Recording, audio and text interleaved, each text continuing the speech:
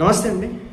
నారా చంద్రబాబు నాయుడు గారు ఇటీవల మీరు ఎక్కువ మంది పిల్లల్ని కనండి అని చెప్పేసి చెప్తా ఉన్నారు. దీని మీద చాలా మిక్స్డ్ ఒపీనియన్స్ వచ్చినాయి. ఆయన్నే టార్గెట్ చేస్తున్నారు. మీరు మాత్రం ఒకళ్ళని కంటారు, మీ కొడుకు మాత్రం ఒకళ్ళని కంటారు అని చెప్పేసి ఆయన్నే టార్గెట్ చేస్తున్నారు. అసలుకి ఇది టార్గెట్ చేసే ముందు ఇదంతా ముందు కూడా అసలుకి ఎందుకు ఆయన పిల్లల్ని కనమంటా ఉన్నాడు?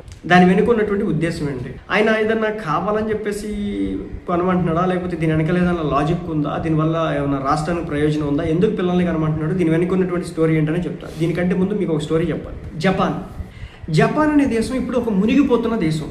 చైనా అనే దేశం ఒక ముసలితనానికి దగ్గరగా ఉన్నటువంటి దేశం. కొరియా అనే దేశం ఆల్రెడీ మునిగినటువంటి దేశం. ఏంటి వీళ్ళందరూ సముద్రంలో నీళ్ళల్లో మునిగిపోయారని మీకు డౌట్ రావచ్చు. కాదు, ఇప్పుడు ఈ జపాన్ కావచ్చు, కొరియా దేశాల్లో యువతి యువకుల కంటే కూడా ముసలి వాళ్ళ సంఖ్య ఎక్కువగా పెరిగిపోయింది. ఎందుకు పెరిగిపోయిందంటే అక్కడ యుక్త వయసులో ఉన్నటువంటి కలిగిన వాళ్ళు పిల్లల్ని